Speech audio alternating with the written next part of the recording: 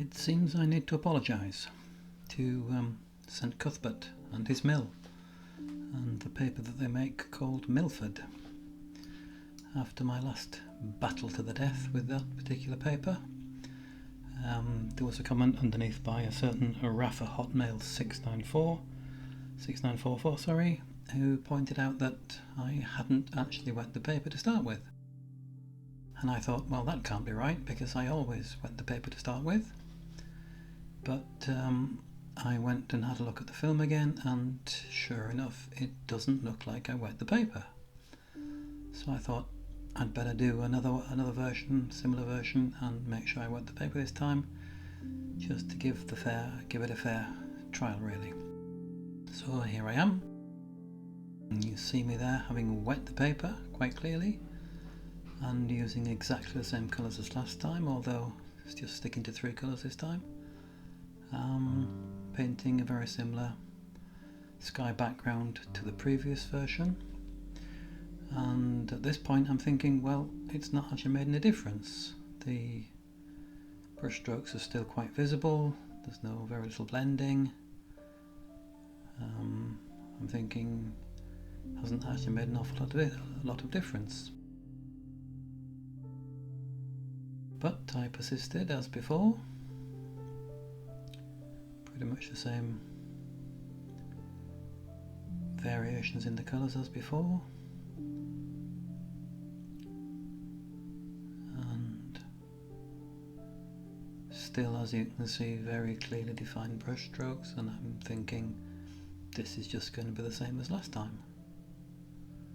But we'll carry on, we will persist.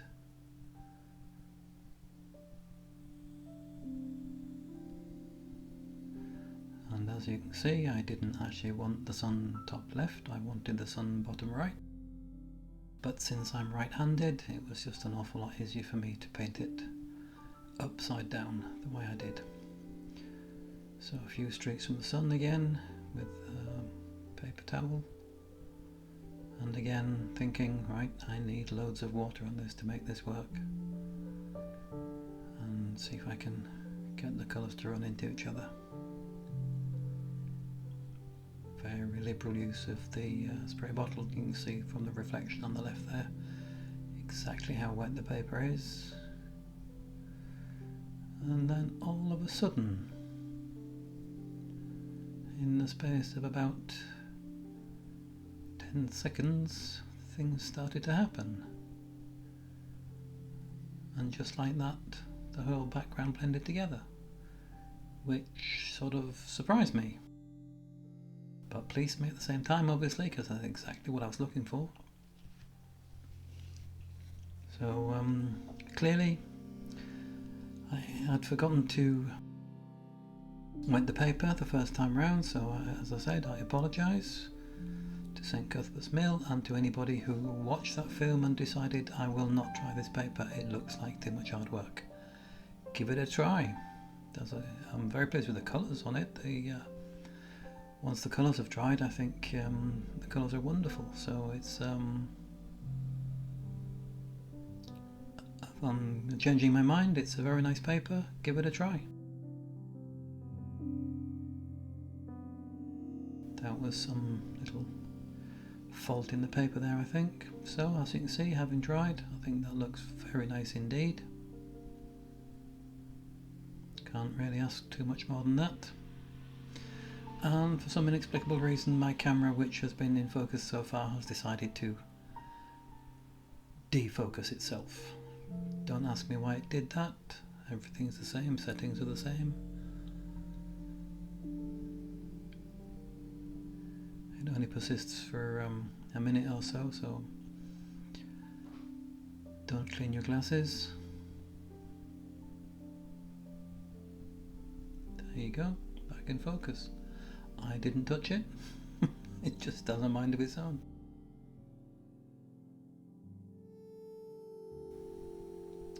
Thought I'd take a slightly different approach with the furthest line of trees this time around. Just doing the whole lot as a group of trees, and adjusting the colour the further away we get from the sun, making the trees slightly darker each time.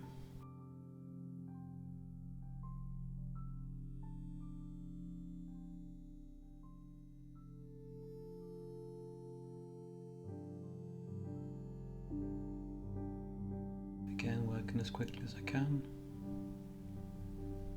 This is double speed, but even so, need to work quickly.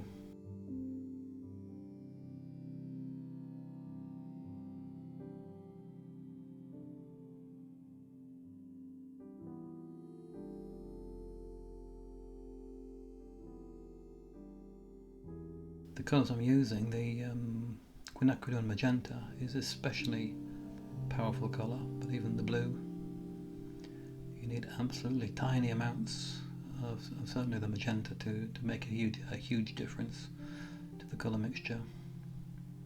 To be very careful with adding the magenta.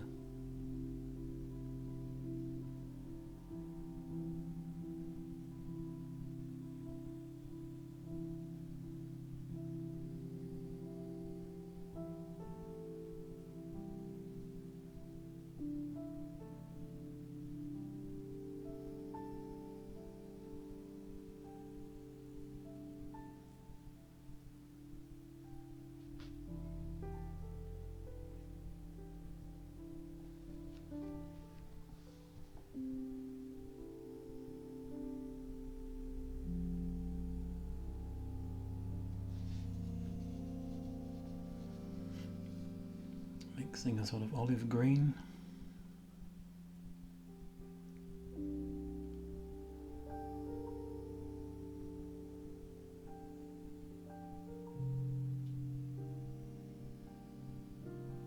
Deciding that's where my ground is.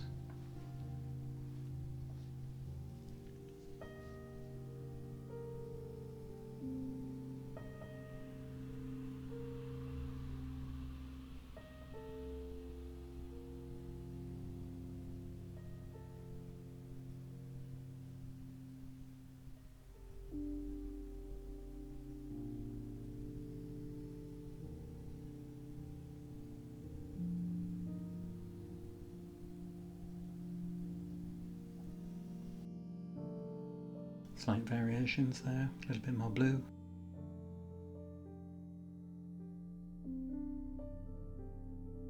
Again, adjusting the angle of the paper. Sometimes you want the paint to move, and sometimes you don't.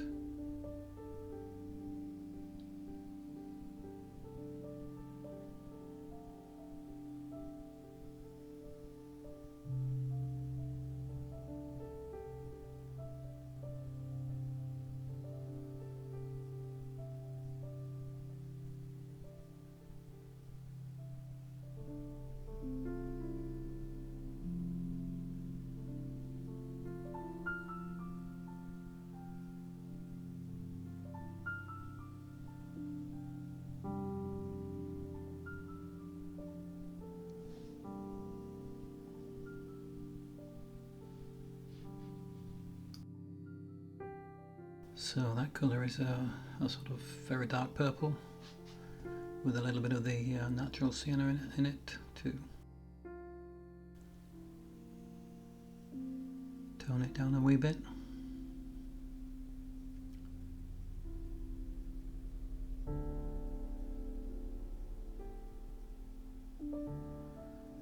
Using my super spiky extended point brush there.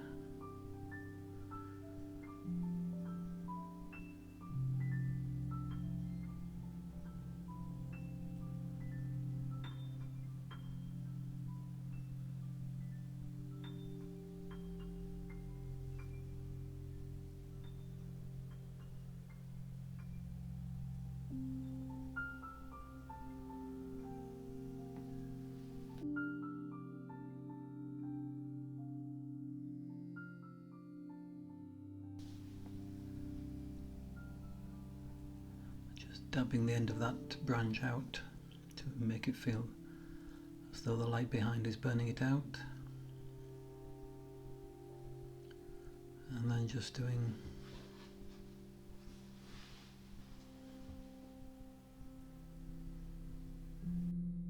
a few branches. Don't know if you can see, but I'm actually doing those in a sort of red colour.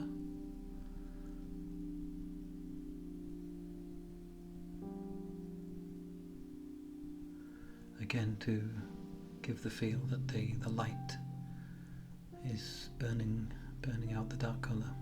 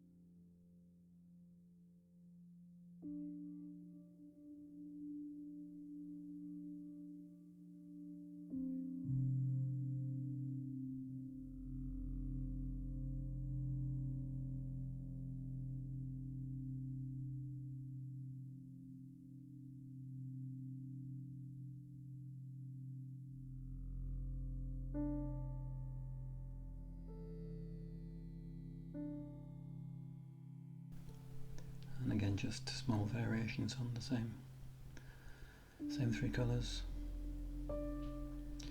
And again, back to using my ruling pen. The problem with testing it on the brown tape, testing the thickness, is that the brown tape is actually a lot harder than the surface of the watercolour paper. So that what works on the brown tape doesn't always work on the watercolour paper. And here very definitely you can see the colour as sort of plum purple, something like that. And again, I don't see any point in showing you me painting twigs for 15-20 minutes. So the foliage on the left hand side of that tree, again this time more or less the same yellow as the far pine trees, where they are being illuminated by the sun, or where the sun can be thought to be coming through them.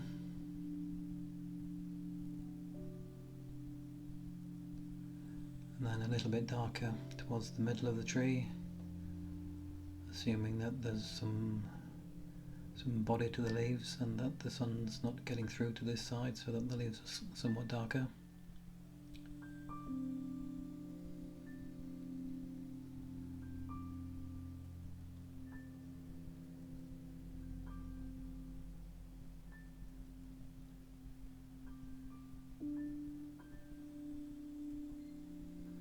Same approach there in the middle of the tree, darker than the right hand edge.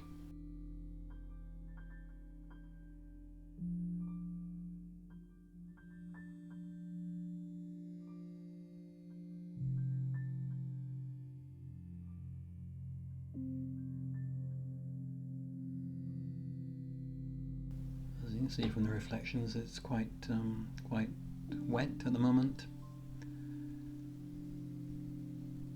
Just let that dry.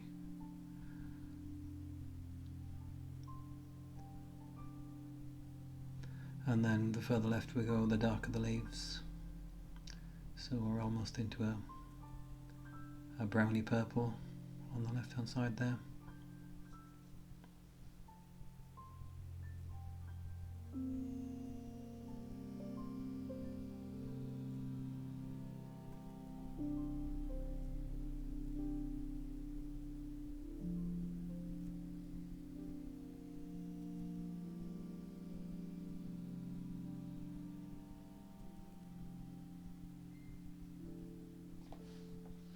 Bit of random undergrowth there, I think.